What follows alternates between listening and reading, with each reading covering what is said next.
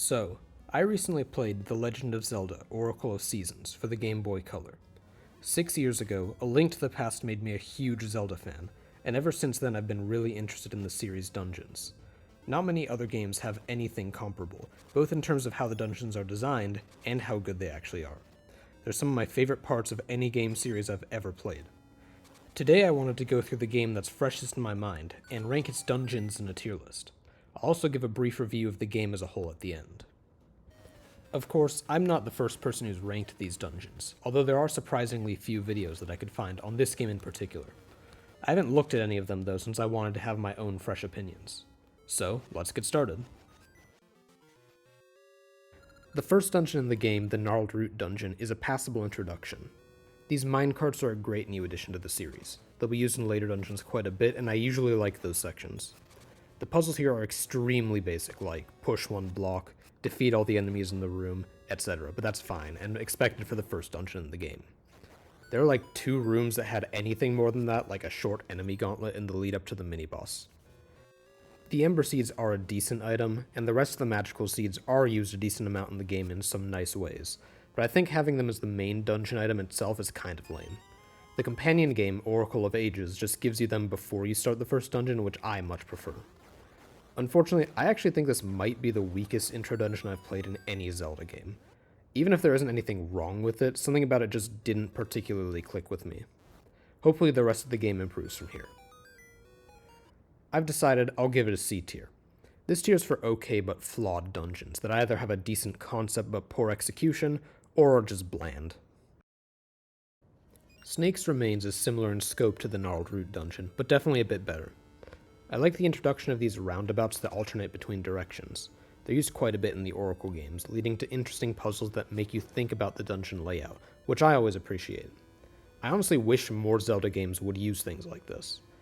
The Power Bracelet is a classic Zelda item that's used throughout the whole game here, letting you pick up heavy objects, or in the case of this dungeon, push these heavy roller things, which I think is a pretty good way to use it.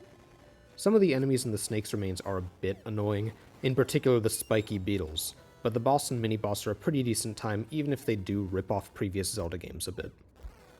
My main issue is that there are linear sections that take you through pretty long stretches with a locked door at the end, forcing you to backtrack to grab a key. I don't mind backtracking in a Zelda dungeon of all things, but other dungeons definitely make the walk back after seeing a locked door less time consuming. Snake's Remains will get a low B tier. This tier is for good dungeons that I enjoyed despite being unmemorable, or dungeons that would be great but have some flaws that bring them down. I like what they're going for with the Poison Moth's lair, but some of the same issues from before bring it down for me. I just really don't like these spiked beetles since I don't think they add much except slowing down the pace, and they love to attack you from off-screen. The Rock's Feather is an amazing item and is used really well here, making the Oracle games some of the few Zelda games that actually let you jump on command. I like that this dungeon introduces multiple floors for the first time, and some of the combat challenges are actually pretty cool, like when you have to fight on some conveyor belts pushing you all over the place, against enemies who only move when you do. The main path is pretty linear, which seems to be a bit of a trend so far. That's not necessarily a good or a bad thing by itself, but hopefully we do get some more variety soon. There's not really too much more to say though.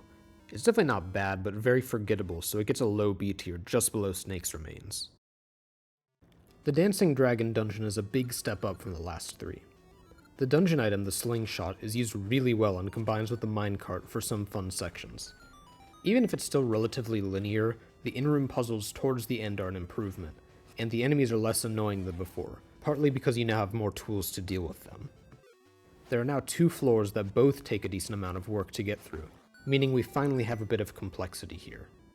There are a few fun platforming sections, and a good amount of variety here. While the last few dungeons were a bit annoying to backtrack through, this one is less so because the pace is faster, and it doesn't force you to repeat as much content. I don't love the boss, in fact it's kind of bad considering how weird its hurtbox is and how many random things are flying everywhere. But I don't think there are really any other issues.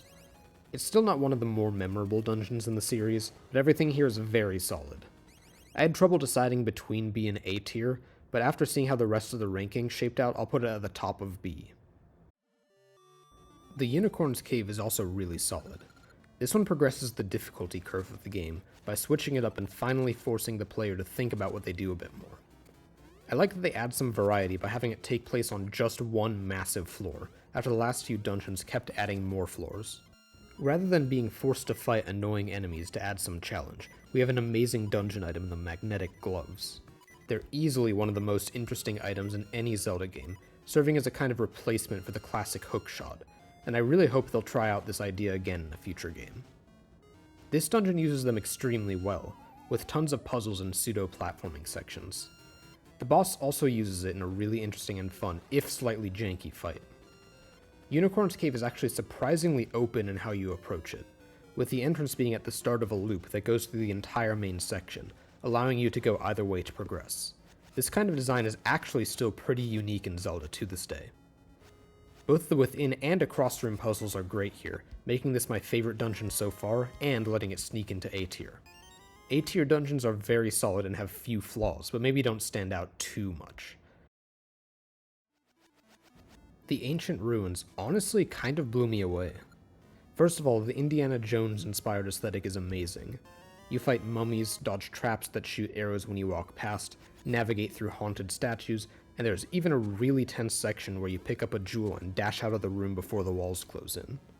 I actually died multiple times here, and absolutely loved the challenge.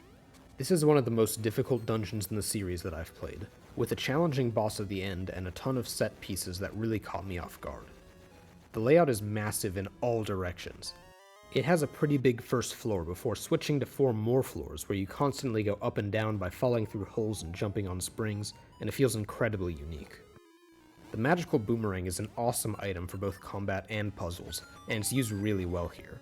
My only real complaint is how much you have to replay if you die before the mini-boss, which for me happened at least 5 times.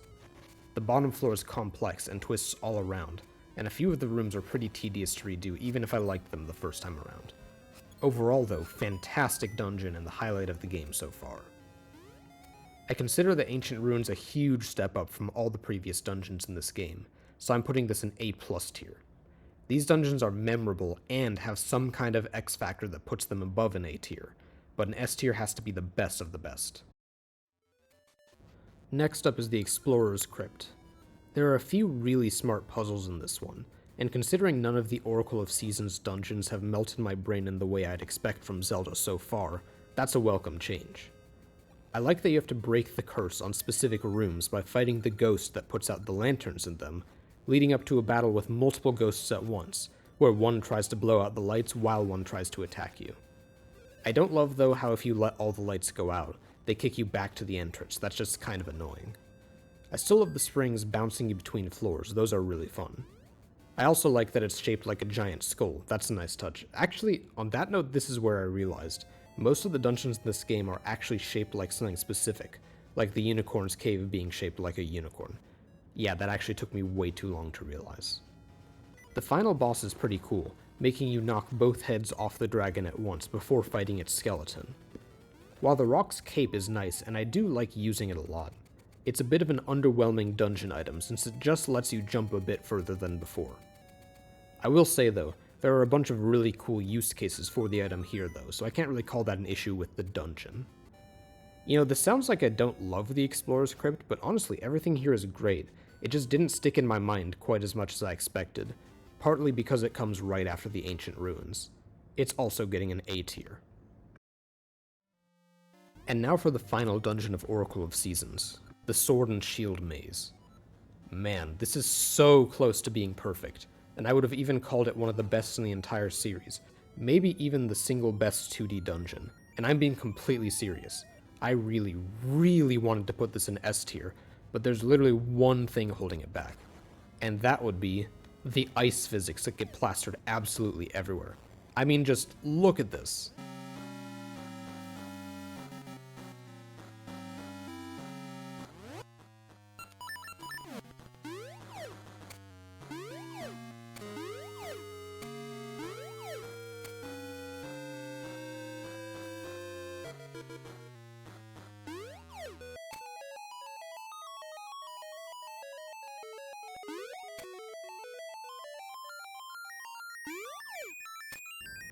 I mean, I was literally just trying to push one singular block downwards. I don't know who signed off on a block pushing puzzle with these ice physics, or a 2D platforming section where if you fall, you get shredded to pieces by 2 enemies while constantly slipping on ice trying to get out. I honestly have no idea what they were thinking. That being said, everything else is outstanding and literally gives me everything I could want out of a Zelda dungeon and more. The first floor is shaped like a shield and the basement is shaped like a sword, and somehow in the actual layout it never feels even slightly contrived. Some of the puzzles here are actually genius, like this one. You have to throw some magical ice into the floor below to freeze 4 lava flows and get to the boss. The last lava flow you have to freeze is impossible to get to if you're holding the ice, so you have to go down to the basement to come up through the room with the hole you have to throw the ice through, move the minecart into position so you can carry the ice on it into the correct room, then go all the way back around again since doing this puts the first minecart in the wrong position. I love puzzles like this where the game really tests your understanding of the systems and you're very unlikely to accidentally solve it without thinking it through beforehand. There are some rooms where you have to fight enemies in interesting and challenging ways, like over a bunch of pits, in cramped spaces, or unfortunately on ice. Why did this have to be an ice dungeon again? Anyway, the dungeon is split into around 4 phases, and each time you complete one of them, it rewards you with a nice shortcut. The dungeon item and bosses aren't too special, but definitely not bad, and that's fine because this is exactly what I wanted out of a Zelda dungeon otherwise. This would be an easy S tier, and I really do love it, but the ice physics are just annoying enough for me to move it down to A+. And that's the last one, so here it is, the full tier list of the Oracle of Seasons dungeons. So yeah, that's it. There isn't a single dungeon I would consider bad here, and most of them are pretty good, with 2 that really stood out to me. As I play and replay more games in the series, I plan to add to this tier list over time so I can find out my absolute favorite Zelda dungeons. But what about the rest of the game? The overworld is the other half of a Zelda game, and to me personally it's definitely the less important half. That's partly because I think the overworlds in a lot of Zelda games are kind of annoyingly designed, but also because I'm just a huge fan of the puzzles. Seasons overworld is definitely not anything special to me. There was an attempt to make it more interesting by making you unlock each of the 4 seasons over time, each of which opens up different pieces of the world. You'll constantly be switching between seasons to get around, so unlocking them makes the first half of the game feel like there's at least some element of constant progression. I do really like this idea, but I think it was a missed opportunity to not use the seasons in the dungeons at all, considering it is the game's main gimmick. Actually getting around the overworld isn't bad, since you unlock fast travel pretty early in the game, and the world is overall pretty well designed with a few memorable landmarks to orient yourself and remember where you're going.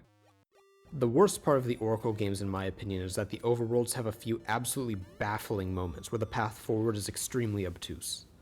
I think this is a pretty common issue with the Zelda games, but it's in full force here. Seasons takes place across 2 entire overworlds, Holodrum and Subrosia, with portals between them scattered around the world. This is a pretty classic Zelda thing to do, but Subrosia isn't all that interesting to me. It isn't too clear which world you have to go to in order to progress a lot of the time, and as pieces of the world keep getting unlocked, this becomes more of a problem. There's the Sunken City, where you have to find one specific square of the water to dive into to find a secret passage. The ancient ruins require you to read a slightly vague sign and realize you need a treasure map from the village shop, then get a member's pass from a completely different shop in Subrosia. Not that bad if you have a ton of time to waste checking everywhere, which, to be fair, was the expected audience for a Game Boy game, but as an adult with limited free time, this kind of thing can get pretty annoying. Some required events also have triggers you'd never expect, like the animal buddies showing up out of absolutely nowhere. I still honestly have no idea what event causes them to appear. And because they show up in screens you've already been to, the grayed out squares on the map don't do a great job showing you where you have left to go. NPCs are pretty helpful in telling you where you need to go, but I don't want to talk to literally every NPC in the world to get hints after every single dungeon. It could have used some more direction, for sure. There are some fun moments in the overworld, like doing the Subrosian dance, which is a pretty basic rhythm minigame, returning the ghost pirate's skull, and chasing the 2 guys trying to bury some treasure without being caught by them. And again, the overworld is actually pretty well designed and not too bad to traverse, it's just that the events that happen in it aren't that great. At the end of the day, I like Oracle of Seasons a lot, but I wouldn't put it in my top tier of Zelda games. Out of the 10 Zelda games I've played so far, I'd probably rank it 7th place.